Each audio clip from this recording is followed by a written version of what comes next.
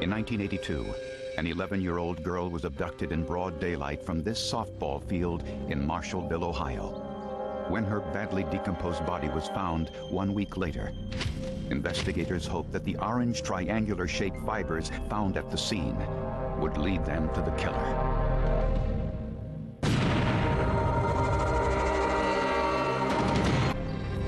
It's the kind of place where everybody knows everybody else, where people care about each other. Krista Lee Harrison was a carefree 11-year-old girl growing up in a place most residents thought was exempt from big city crime. Krista Harrison was always around the town. When we were at the ballpark playing softball, her brother and I on the local softball team, Krista was always near the home plate area there when we were coming in and off the field, always joking around with us.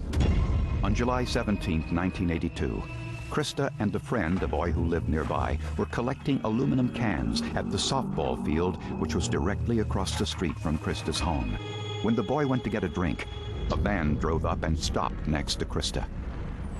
The boy told authorities the man forced Krista into his van and took off. I had been on the force for 10 years at the time this happened, and I had never seen anything like this. I can't even tell you the last time we experienced an abduction like this of a young child. So it was very emotional for all of us. Within hours, police set up roadblocks and issued an all-points bulletin for the van, which was described as dark red or brown with bubble-shaped rear side windows. Krista's friend described the abductor as a white male aged 25 to 35 with dark curly hair and a mustache. Volunteers searched the entire area immediately following the abduction, on the ground, in the air, and also in the local waterways, all without success. We were anticipating maybe a ransom telephone call to the parents, so we had made arrangements to record phone calls. We had set up separate phone lines for them to use so they wouldn't have to tie up their telephone, hopefully waiting to get this ransom call, which never came. 6 days later, in a deserted field just outside of town, hunters found the badly decomposed remains of a young girl. The body was partially wrapped in a clear plastic bag. Investigators found a pair of men's blue jeans, a plaid shirt, and a pair of black leather gloves.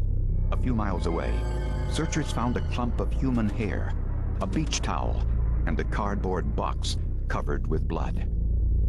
Forensic tests confirmed that the body was that of Krista Harrison.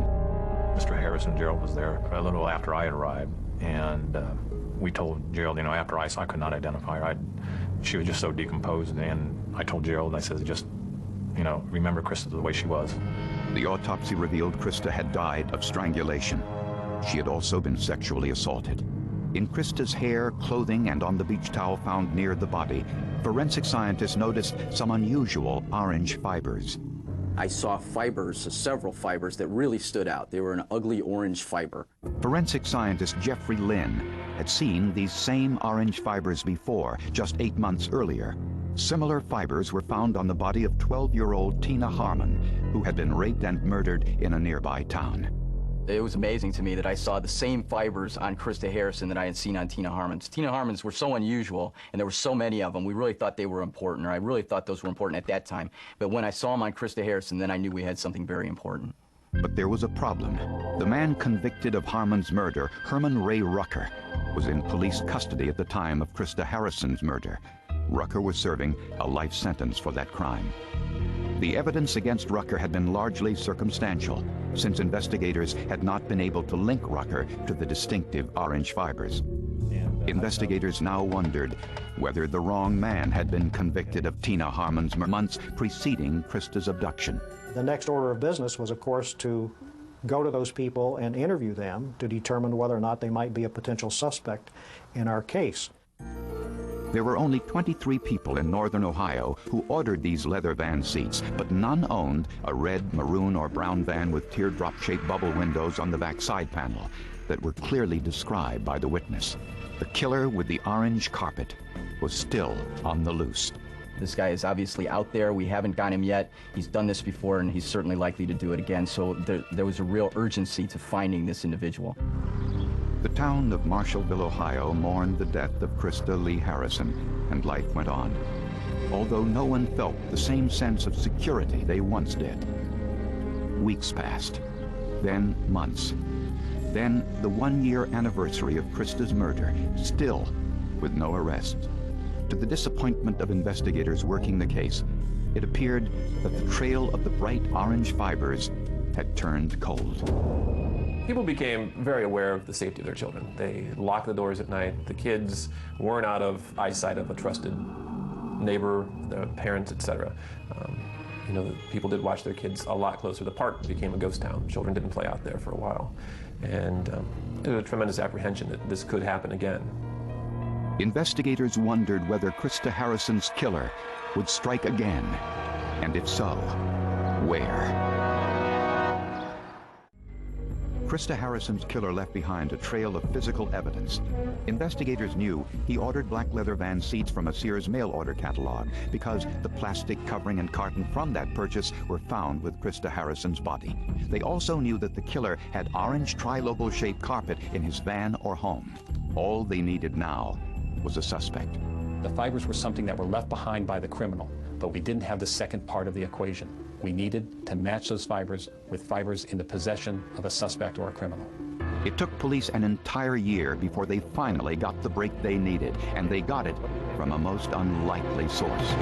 50 miles from where Krista Harrison was abducted, the manager of a local gas station, a woman we'll call Debbie, was doing some maintenance work outside when she was abducted at gunpoint. Don't move. Come with me. She was driven to an unknown location, and over the next several... I'm going out. I won't be long. After 12 hours of captivity, still bleeding from her wounds, Debbie's enormous will to survive took over. You know, I even thought at one point I'd have to eat my thumbs if I could. I mean, I was so desperate to get out because I knew he was going to kill me. Eventually, Debbie freed one of her hands from the ropes and then was able to free her ankles. This left the excruciatingly identified the man who had kidnapped her as Robert Anthony Buell. Buell worked for the city of Akron, Ohio in the planning department, was college educated, dating a local attorney, and was a respected member of the community. He is not unattractive. He is extremely well groomed. He used to date an attorney. You know, when all this happened, I think the general response from his neighbors was, well, you know, gee, you know, he wasn't perfect, but we had no idea he would do something like this. And I just think he's a classic case of someone who has his everyday life and then has an extremely dark side lurking just underneath. You know, someone comes home from work and then jumps in his van and goes around looking for, you know, little girls to abduct.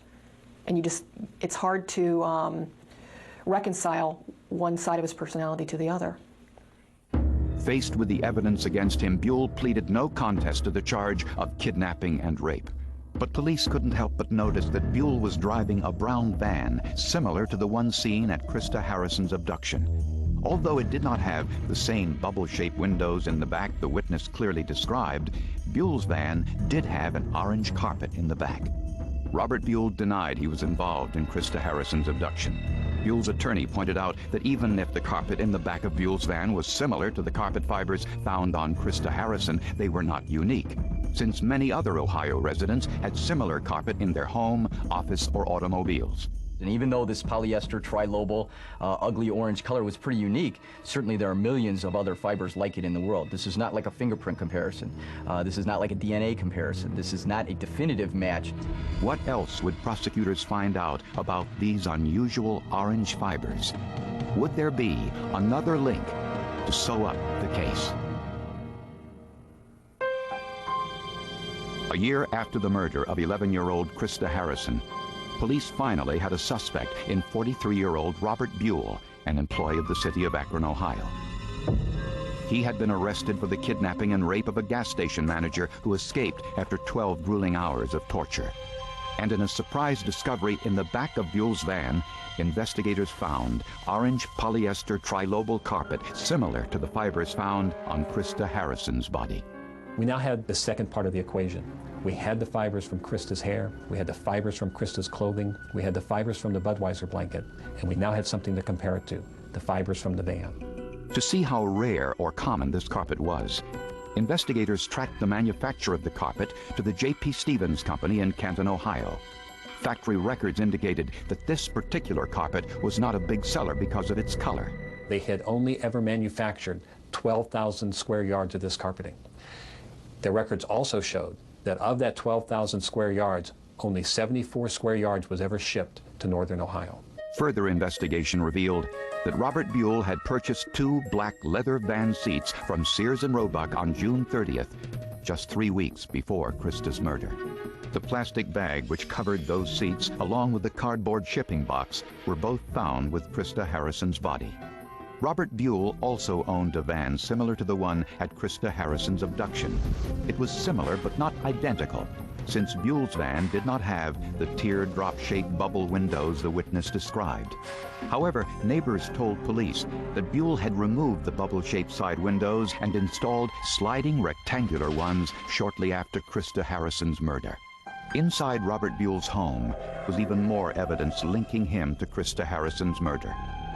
Police discovered Robert Buell owned a pair of jeans identical in size, make, and with the same wear patterns as the discarded jeans found near Krista Harrison's body. Tiny specks of beige and blue paint, also found on the discarded jeans, matched the beige and blue paint samples on the walls of Robert Buell's home. Black spray paint from Buell's garage was found on the cardboard box found near Krista's body. Prosecutors believe that Buell took Krista Harrison to his home immediately following the abduction. The orange carpet fibers from the van were later found in Krista Harrison's hair. After the murder, Buell placed Krista's body in the plastic bag from one of his new van seats, then placed the body inside the cardboard shipping box that held those seats. Buell dumped the body 30 miles outside of town in a field. A little further away, Buell discarded the jeans and shirt he had been wearing. Tests on the bones indicated the body had been in extremely high temperatures for quite some time, an indication the body was in the vehicle for days before it was dumped in the field. Robert Buell never realized that the unusual orange carpet fibers from his van, along with the ability to track the plastic bag and the cardboard box, would be his undoing.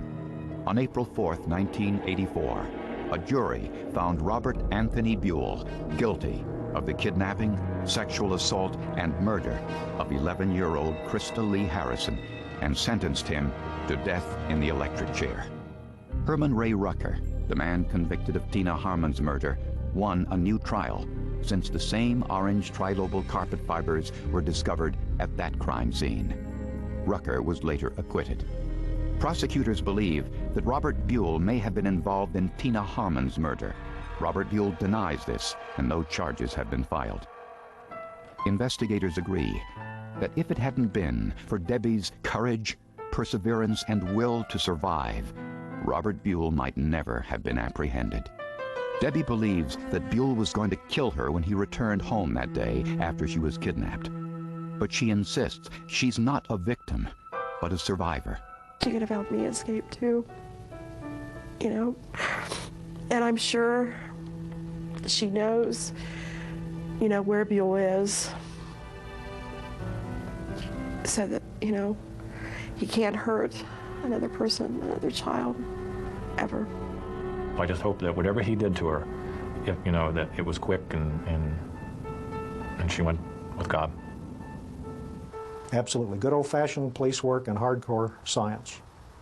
Without that, this case would never have been solved. Well, it was gratifying to know that forensic science had a very important part to play and that these fibers were, in fact, very important. I knew that when I first saw the fibers on the victim, they had a potential to be very important, and they turned out to be a very definitive link between this individual and Krista Harrison. This case was built on scientific evidence, and the fiber evidence was the scientific evidence that allowed the jury to find Buell guilty of killing Krista Harrison and impose the death penalty for that crime. The Harrisons suffered a tremendous loss in their family, and I don't think we can even compare the loss of the Harrison family to the loss of the village. The village lost an important piece of it, a child, but the Harrison family has suffered much more than the village has, and they're still suffering. They'll never realize the adult child that they lost, and you know, the village suffers, but not as greatly as the Harrison family.